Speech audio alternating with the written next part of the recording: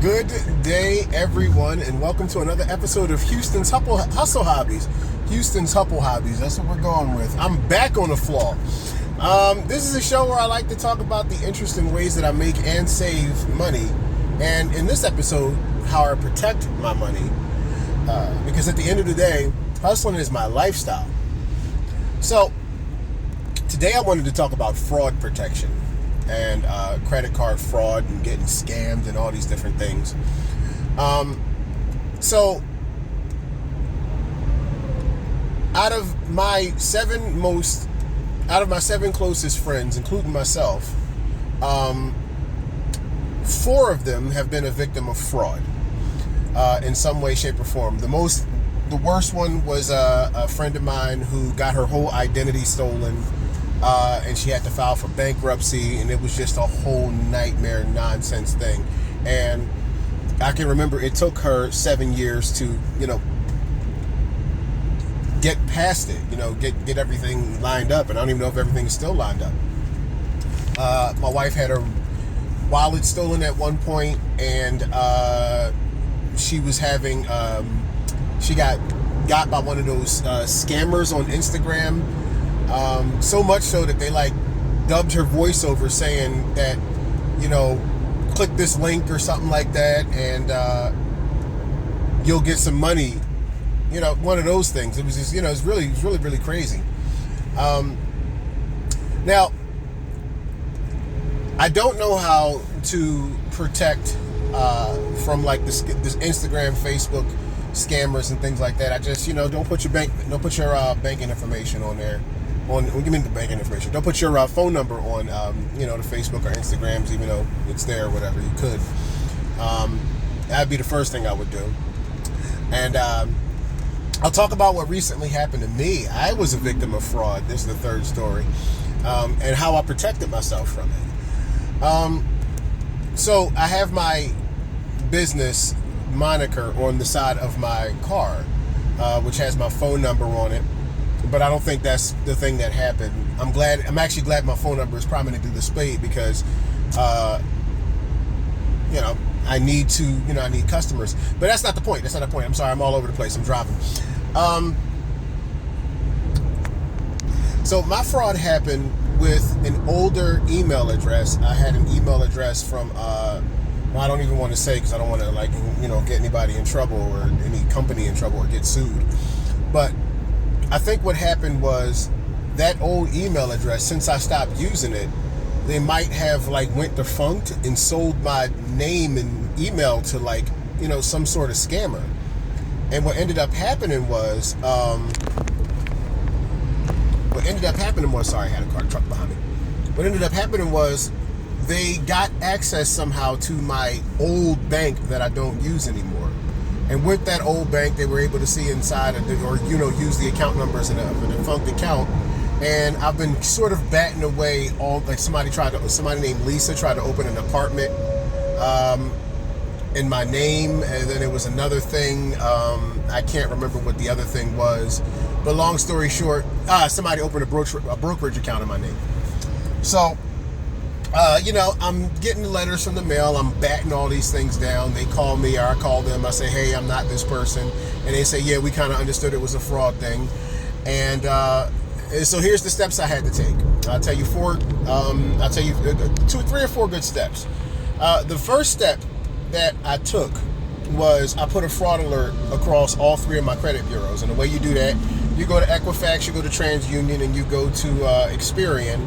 And you input your information. You can either do it online or you can do it over the phone. And what ends up happening is they put a fraud alert on your thing. So what ends up happening is when somebody does try to apply for some sort of credit line, there'll be a fraud alert that comes up on the system, and then they'll call the number that is correspondent with it and say, hey, did you do this? And if they're not, then then you're good. Sorry for the glare, guys. But the second thing, that's the first thing, fraud alert. The second thing is doing a credit freeze. Now, if you're not going to be moving money or borrowing any kind of large amounts of money or making any kind of major purchases that involve your credit, you would do well to freeze your credit lines. You can go to those same 3 credit bureaus, Experian, Equifax, and TransUnion and freeze your credit score. And just freeze your credit, so no one can use your credit until you unlock it. Just be careful, keep your passwords, because it is really hard to get those passwords back. You know, unless you know what summer camp you went to when you were 10 years old. You know, one of those things. The third thing that I do, and I've always done this, I think I got this from some YouTube video, I can't remember. But the third thing that I do is I only use credit cards for most of my purchases. I do not use a debit card, or I might use cash if I have it for something like gas or something small. But most of my purchases go through my credit card. I pay off the balance of the credit card at the end of the month, and I go about my day. That way, credit cards offer so much protection, you know, for what they're asking for. And if you, like I said, if you pay off your balance, you know, you're not getting hit with that interest. That's the worst thing about a credit card. It's just that, you know, the high interest rates. But like I said, if you're paying it off at the end of the day, at the end of the month, then you don't have to worry about that. Credit cards offer some great fraud protection. They offer some great benefits and reward points. I'll give you 3 tiers of credit cards that I would use, you know, for different levels of credit. So if you have like bad credit, like 550 to 620, I would get the Capital One Quicksilver card, really good card. If you have okay credit, like we're talking like 630 to 680, I would go for the Discover IT card, which gives you rotating 5% cash back on, like, you know, Walmart, places that you would normally shop. What I do is I put my groceries on that card and get the 5% cash back. Use 5% cash back for gas. Easy stuff. And then a higher tier reward card, like say if you're an entrepreneur like me, I start my own business, I would go with the Chase Sapphire Rewards card. If you can get it, it's a higher tier card. You have to have a really good credit score. And I think it is a monthly fee, but the rewards are insane. But those are the 3 credit cards that I would use for nothing else but then to protect my money and my assets from any kind of crazy fraud. Be careful out there, guys. Make sure you watch, you know, make sure you check your Credit Karma, your credit report, your credit, your credit logs. Check your bank account logs. Make sure nothing nefarious is going on, because what I notice is nobody's going to gyp your account for, you know, a very noticeable amount. It'll be a very small amount, $20, $30, something odd. So be careful. If you don't see something that you didn't do, if you see something that you didn't do, then report it and call it a fraud on your credit card, and they'll just immediately charge it off. That's the beauty of credit cards.